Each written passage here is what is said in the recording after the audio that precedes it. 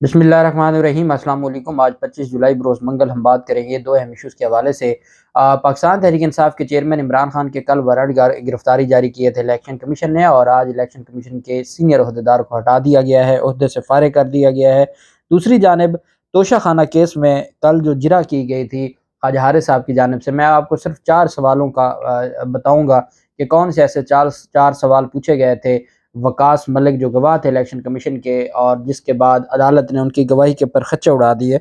उसकी तफसील भी मैं आपके साथ शेयर करूंगा। और दूसरा, इस्लामाबाद हाई कोर्ट में एक केस की समाअत थी पाकिस्तान तहरीक इंसाफ के रहनुमा के भाई की बायाबी की, और उस पर जो इस्लामाबाद हाई कोर्ट की जानिब से फैसला जारी किया गया है उसकी तफसील भी मैं आपके साथ शेयर करूंगा। सबसे पहले तो मैं आपको बताता चलूँ कि पाकिस्तान के जो सरकारी और हुकूमती लोग हैं, 25 अफराद पर मुश्तमिल एक पाकिस्तानी वफद जो एक गरीब ममालिक का जो IMF से सख्त शराइत पर कर्जे ले चुका है, उसका जो उस मुल्क के 25 जो हुकूमती मेंबरान हैं वो अमेरिका गए हुए हैं सरकारी खर्चे पर। उसमें सेनेटर शफीक है, फिदा मोहम्मद है, मौला बख्श चांडियो है, इरफान सिद्दीकी है और हदायतुल्लाह, ये न्यूयॉर्क गए हुए हैं और वेस्ट इन होटल न्यूयॉर्क में क्याम पजीर हैं।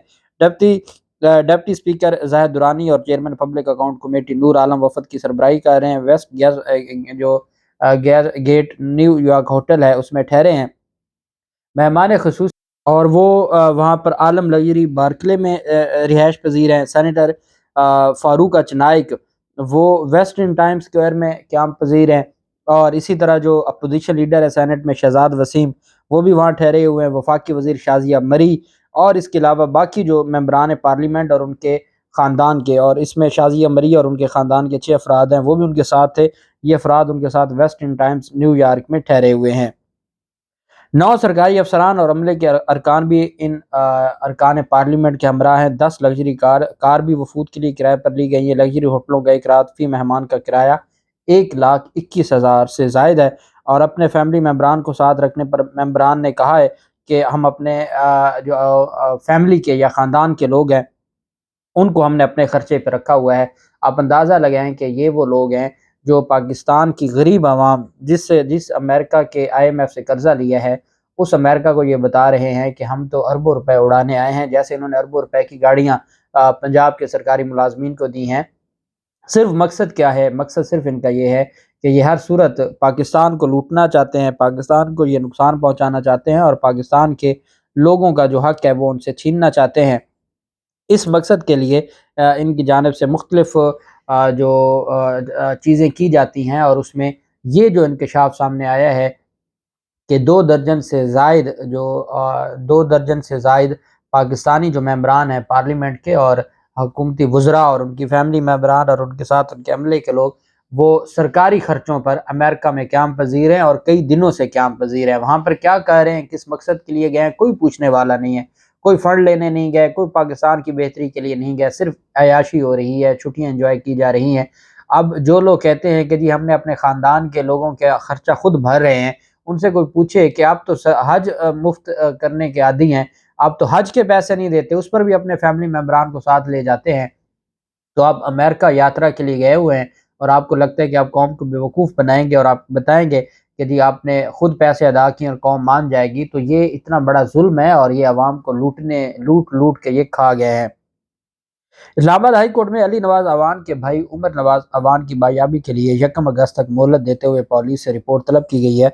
अदालत ने रिबाक्स दी है कि हमें दुख होता है कि हम हाई कोर्ट में बैठकर भी इंसाफ नहीं दे पाते। वो जिस किसी के पास भी है उसे पता होना चाहिए कि जिस किसी के पास भी है उनको पता होना चाहिए कि ऊपर अल्लाह भी है। ये अदालत कह रही है कि जो अली नवाज अवान का भाई जिस किसी के पास भी है उसे पता होना चाहिए कि ऊपर अल्लाह भी है, और साथ कहते हैं हमें दुख होता है कि हम हाई कोर्ट में बैठकर इंसाफ नहीं कर पाते। जस्टिस तारिक महमूद जहांगीरी साहब ने साबिक़ M N A Ali Nawaz Awan के भाई के उमर नवाज की बायाबी के लिए दायर दरख्वास्त पर समाअत की। चीफ कमिश्नर नूरुल अमीन मैंगल और IG इस्लामाबाद अकबर नासिर खान भी अदालत में पेश हुए। अदालत ने रिमार्क्स दी कि वजारत दिफा की रिपोर्ट है कि उमर नवाज उनके मातहत इदारों के पास नहीं है। अदालत ने इस्तफसार किया कि ये बताएं इस्लामाबाद पुलिस की तफ्तीश क्या कहती है, आप बताएं कि क्या प्रोग्रेस है। इस्लामाबाद से बंदे को उठाया गया, फैमिली के साथ जा रहा था, जिसे उठा लिया गया, कुछ खुदा का खौफ है भी या नहीं है। सरकारी वकील ने दलाल दिया कि एक रिपोर्ट ज़ेर इल्तवा है। IB को जियो फेंसिंग के लिए खत लिखा हुआ है। उन्होंने कहा कि आजकल खुद साख्ता लापता होने का भी एक ट्रेंड चल रहा है। جسٹس طارق محمود جہانگیری نے ریمارک کیا کہ اوپر اللہ کی ذات بھی دیکھ رہی ہے، 4 بچیوں کے سامنے والد کو اٹھایا گیا ہے، کیا وہ کوئی پولیٹیکل ایکٹیوسٹ ہے؟ پہلے بھی پوچھ چکے ہیں کہ وہ کس جلسے جلوس کس حملے میں ملوث ہے جو آپ نے اٹھایا ہے۔ ظاہر کاظم نے کہا کہ ایک بیوروکریٹ بھی خود لاپتہ تھے پھر خود ہی واپس آ گیا۔ عدالت نے ریمارک کی وہ تو کسی معاملے میں ملوث تھے نا، وہاں گئے اور واپس آ گئے، عدالتوں کو سارا پتہ ہوتا ہے۔ آئی جی اسلام آباد نے کہا جی پوری کوشش کر رہے ہیں، انشاءاللہ کامیابی ہوگی۔ جسٹس طارق محمود جہانگیری نے ریمارک کیا کہ وہ کس جرم میں ملوث ہے تو اسے عدالت کے سامنے پیش کریں، اس کے خلاف تو کوئی سیاسی مقدمہ بھی نہیں۔ I-8 میں فیملی کے سامنے ایک بندے کو اٹھایا گیا، ہم تو پولیس کو ہی کہہ سکتے ہیں آپ نے تفتیش کرنی ہے، اگر آئی جی کو تبدیل کرنے کا حکم بھی دے دیں تو تب بھی پولیس کو ہی کہنا ہے۔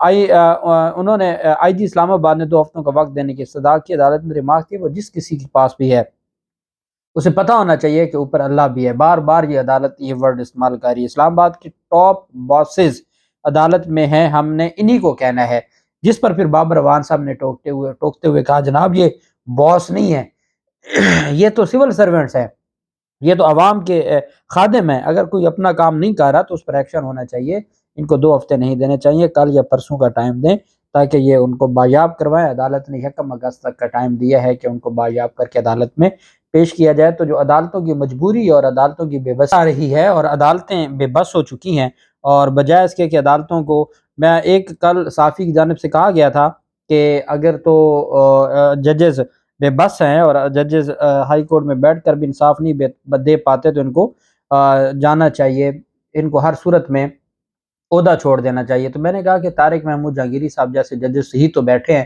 جو کہیں نہ کہیں کچھ انصاف دے رہے ہیں، اگر انہوں نے بھی استعفیٰ دے دیا تو پھر تو ہم جسٹس عامر فاروق صاحب اور جو آئین اور قانون کے مطابق فیصلے دیتے ہیں تو وہ پھر آئین اور قانون کے مطابق ہی فیصلے دیتے رہیں گے۔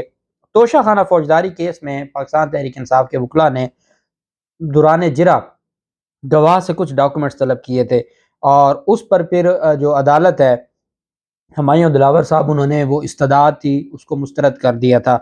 اس فیصلے کو چیلنج کیا پاکستان تحریک انصاف نے اسلام آباد ہائی کورٹ میں، اور پھر پاکستان تحریک انصاف کی خوش قسمتی کہ کیس لگ گیا چیف جسٹس عامر فاروق کے پاس۔ سابق وزیر اعظم کی 3 مختلف درخواستوں پر آج سماعت کرنے جا رہے ہیں چیف جسٹس عامر فاروق صاحب۔ ڈسٹرکٹ الیکشن کمشنر پر جرا کے دوران دستاویزات طلبی کی استدعا کی گئی تھی۔ عمران خان کے وکیل نے دستاویزات طلبی کی درخواست ٹرائل کورٹ کو دی تھی۔